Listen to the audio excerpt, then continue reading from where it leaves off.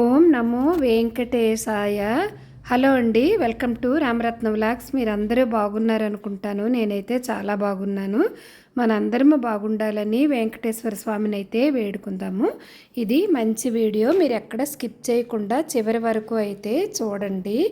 మనకి కలియుగ దైవము వెంకటేశ్వర స్వామి. ఆ స్వామి వారికి ప్రతి శనివారము లేదా ప్రతిరోజు కూడా మనము పూజలు అవి చేసుకుంటూ ఉంటాము. కొంతమందికి అయితే ఇంటి దైవం అని కూడా అంటారు వెంకటేశ్వర స్వామిని. అసలు వెంకటేశ్వర స్వామిని అర్చించని కుటుంబాలైతే అసలు ఉండవు. హిందూ సాంప్రదాయంలోన అత్యంత శక్తివంతమైన దేవుడు అనమాట వెంకటేశ్వర స్వామి. మనము ఎప్పుడు తిరుపతి ఎప్పుడైతే అప్పుడు వెళ్తూనే ఉంటాము. ఆ తిరుపతిలో ఎంత ఎక్కువ జనాలు ఉన్నా సరే వెళ్ళిన ప్రతిసారి మళ్ళీ వస్తాం స్వామి అని మొక్కుకుంటాము. అంత మహిమాన్వితమైన స్వామి వెంకటేశ్వర స్వామి. ఆ స్వామికి మనము ప్రతి శనివారం కూడా పూజ చేసుకుంటాము విశేషంగా. అలాగే దేవాలయానికి కూడా వెళ్తూ ఉంటాము, వెంకటేశ్వర స్వామి దేవాలయాలకి. దానిలో భాగంగా మనం ప్రతిరోజు కూడా స్వామికి షోడశోపచారాలతో పూజ అయితే చేసుకుంటాము. కానీ విశేషమైన పూజలప్పుడు ఏకాదశి ఆ టైంలోనైతే మనము వెంకటేశ్వర స్వామికి కర్పూరముతో పూజ చేసుకుంటే చాలా చాలా మంచిది. అంటే గోవింద నామాలు 108 అయినా లేదంటే వెంకటేశ్వర స్వామి నామాలు చదువుకొనైనా స్వామివారికి కర్పూరం బిళ్ళలతో పూజ చేసుకుంటే చాలా మంచిది. అలాగే మన మనసులోని కోరికలు కూడా స్వామి తీరుస్తారని నమ్మకంతో చేసుకోవాలి ఆ పూజ. అయితే ఈ 108 కర్పూర బిళ్ళలతో వెంకటేశ్వర స్వామికి పూజ చేయడానికి మనము ముందుగా గణపతి పూజ చేసుకున్న తర్వాత స్వామికి అయితే మనము 108 కర్పూర బిళ్ళలతో పూజ అయితే ప్రారంభించుకుంటాము. ముందుగా మనము ఆచమనం చేసుకొని గోత్రనామాలు చెప్పుకొని ముందుగా గణపతి పూజ అయితే చేసుకుంటాము. గణపతి పూజ అయిన తర్వాత మనము ఈ 108 కర్పూర బిళ్ళలు రెడీగా ఉంచుకుంటాం కదా. ఈ కర్పూరం బిళ్ళలతో మనము గోవింద నామాలు ఒక్కొక్క నామానికి ఒక్కొక్క బిళ్ళ మనము స్వామికి సమర్పించుకుంటూ ఈ కర్పూర బిళ్ళల పూజ చేసుకుంటే చాలా చాలా మంచిది. అలాగే వెంకటేశ్వర స్వామి మూర్తిని పెట్టుకొని మనము ఈ పూజ అయితే చేసుకుంటే మంచిది. తర్వాత ఈ పూజ ఎలా చేసుకోవాలి, ఈ కర్పూర బిళ్ళలు ఏం చేస్తాము, దీనివల్ల ఉపయోగాలు ఏమిటి, అవన్నీ అయితే మనము తెలుసుకుందాము. మనకి హిందూ పూజా విధానంలో కర్పూరం హారతి అత్యంత ముఖ్యమైనది. మనము ఇది దేవునికి సమర్పించే ఆఖరి ఉపచారము.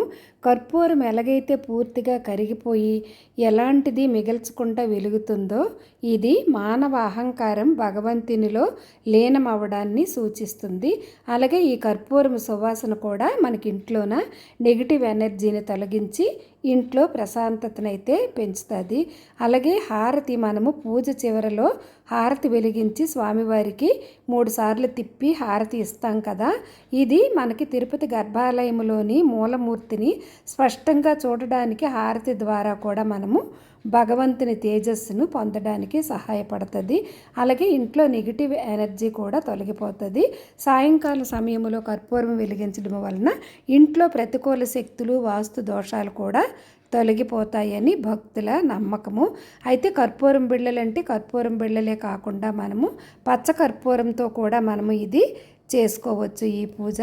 ఇలాగా వెంకటేశ్వర స్వామికి అయితే పిండి దీపాలు స్వామివారికి ఇష్టమని చెప్తారు కదా, చలిమిడి దీపాలు.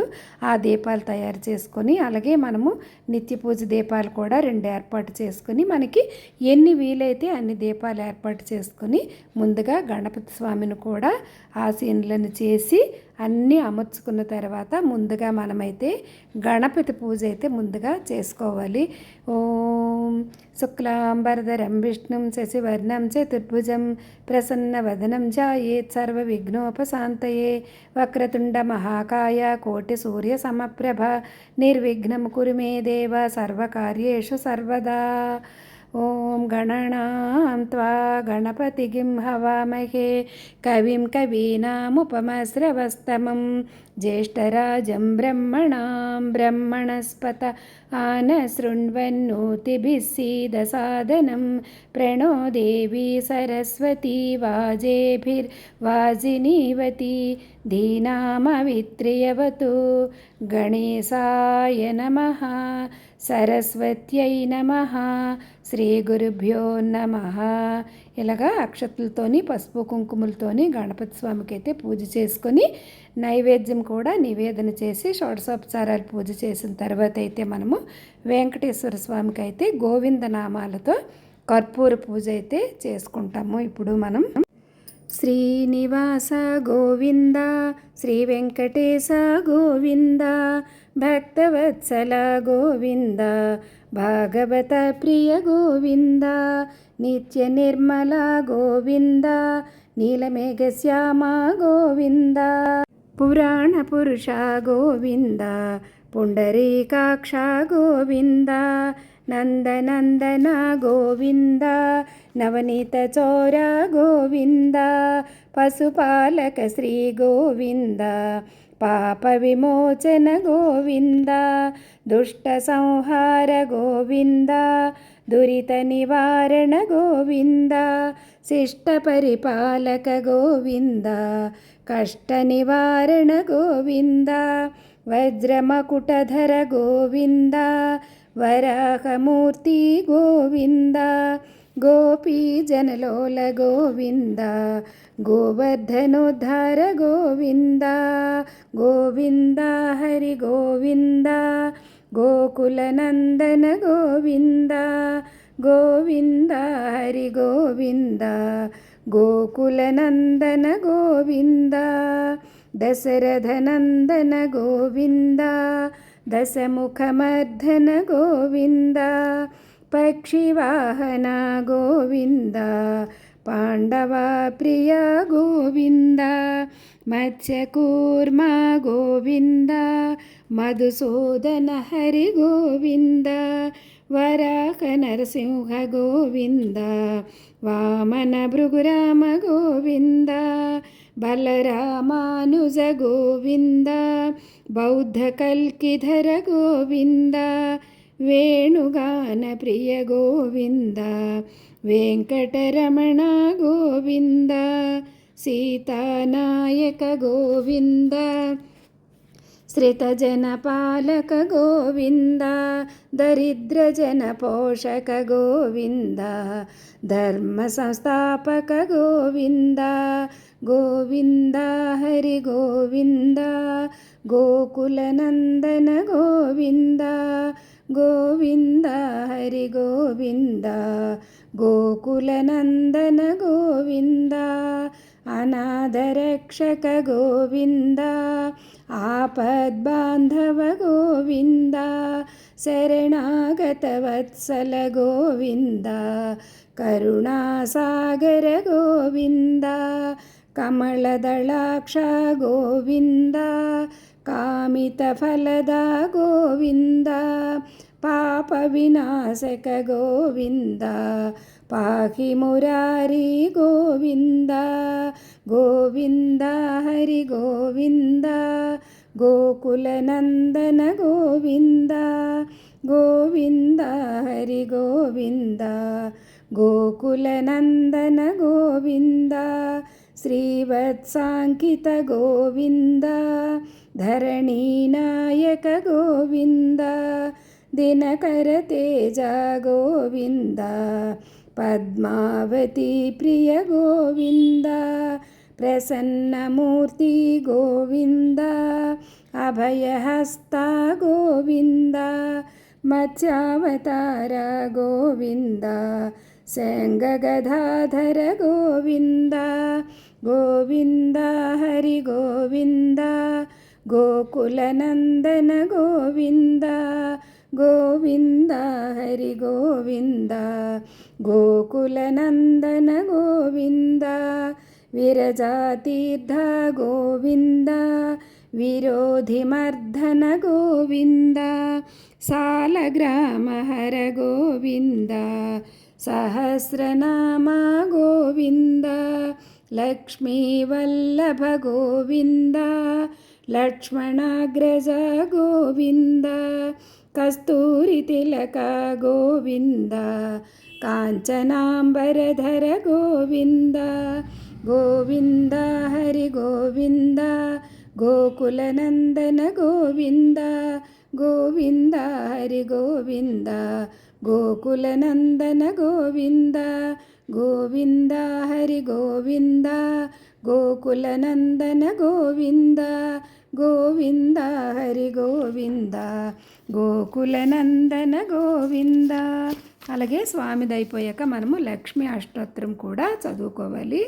ఓం ప్రకృత్యై నమః, ఓం వికృత్యై నమః, ఓం విద్యాయ నమః, ఓం సర్వభూతహితప్రదాయై నమః, ఓం శ్రద్ధాయై నమః, ఓం విభూత్యై నమః, ఓం సురభ్యై నమః, ఓం పరమాత్మికాయై నమః, ఓం వాచై నమః, ఓం పద్మాలయాయై నమః, ఓం పద్మాయై నమః, శుచ్యై నమః, స్వాహాయ నమః, ఓం స్వధాయ నమః, ఓం సుధాయ నమః, ఓం ధన్యాయై నమః, ఓం హిరణ్యై నమః, ఓం లక్ష్మై నమః, ఓం నిత్యపుష్టాయై నమః, ఓం విభావర్యై నమః, ఓం ఆదిత్యై నమః, ఓం దిత్యై నమః, ఓం దీప్తాయ నమః, ఓం వసుధాయై నమః, ఓం వసుధారిణ్యై నమః, ఓం కమలాయై నమః, ఓం కాంతాయై నమః, ఓం కామాక్షై నమః, క్రోధ సంభవాయై నమః. ఇలాగా లక్ష్మీ అష్టోత్తరం కూడా మనము చదువుకోవాలి. ఇలాగా మనము వెంకటేశ్వర స్వామికి కర్పూరంతో పూజ చేసుకుంటే చాలా చాలా విశేషమైన ఫలితము. అలాగే స్వామికి పిండితో దీపారాధన తయారు చేసుకొని కర్పూర పూజ చేసుకోవాలి. ఈ కర్పూర నీరాజనము మనము తర్వాత చివరగా స్వామికి నీరాజనం కూడా సమర్పిస్తాము. అయితే ఇప్పుడు ఇలా పూజ చేసిన కర్పూరం ఏం చేయాలంటే మనము వెంటనే అసలు స్వామి మనకి వెంటనే తిరుపతి వెళ్ళేదైతే అనుగ్రహిస్తారు. మేమైతే తిరుపతి వెళ్తున్నాము అనుకోకుండా నేను ఈ పూజ చేశాను. తిరుపతిలోన అక్కడ హారతి ఇస్తారు కదా, గర్భగుడి ఎదురుగా అక్కడ హారతి ఇవ్వచ్చు. లేదంటే మనము ఏ దేవాలయంలోనైనా సరే ఈ కర్పూరం బిళ్ళలతో మనము దేవాలయానికి వెళ్ళి హారతి అయితే ఇవ్వచ్చు. అలాగే మనం పచ్చకర్పూరం తోటి కూడా ఈ హారతిని ఈ గోవిందనామాలతో పచ్చకర్పూరంతో కూడా మనము పూజ అయితే చేసుకోవచ్చు. అలాగే ఇది శనివారం నాడు ఈ పూజ చేసుకుంటే చాలా మంచిది. స్వామికి లడ్డూలు అవి నివేదన చేసుకోవాలి. వడపప్పు, పానకము, అలాగే లడ్డూలు నివేదన చేసుకుంటే చాలా చాలా మంచిది. అయితే ఉదయాన్నే స్నానం ఆచరించి శుభ్రమైన దుస్తులు ధరించి ఇలాగ పూజా స్థలాన్ని శుభ్రంగా చేసుకొని పసుపచ్చ పువ్వులతో పూజ చేసుకొని అలాగే వీలైతే తులసి దళాలతో పూలతో స్వామికి అలంకరించుకొని పూజ చేసుకుంటే చాలా మంచిది. అయితే ఈ పూజకి ఆవు నెయ్యితో దీపం వెలిగిస్తే మంచిది, లేదంటే నువ్వుల నూనె అయినా సరే పర్వాలేదు. ఈ కర్పూరము స్వామికి ఎంతో అత్యంత ప్రీతికరమైనదట. కర్పూర పూజ వల్ల ఇంట్లో ఉన్న నెగిటివ్ ఎనర్జీ అంతా తొలగిపోతుందని తెలియచేస్తారు. అందుకని మీకు వీలుంటే మీరు తప్పకుండా, ఇది సింపులే కదా, ఈ పూజ అయితే మీరు చేసుకోండి. చివరిగా మనమైతే స్వామివారికి హారతి. జయమంగళము నీకు సర్వేశ్వరా, జయమంగళము నీకు జలజవాసినికి, జయమంగళము నీకు సర్వేశ్వరా.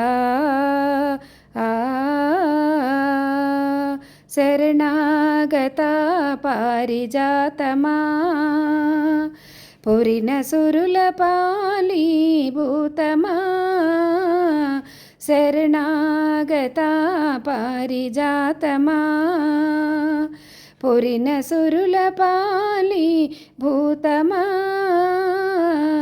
అరుదైన సృష్టికి ఆదిమూలమా, ఓ హరి నమో పరమ పుటాల బాలమా, జయమంగళము నీకు సర్వేశ్వరా, జయమంగళము నీకు జలజవాసినికి, జయమంగళము నీకు సర్వేశ్వరా.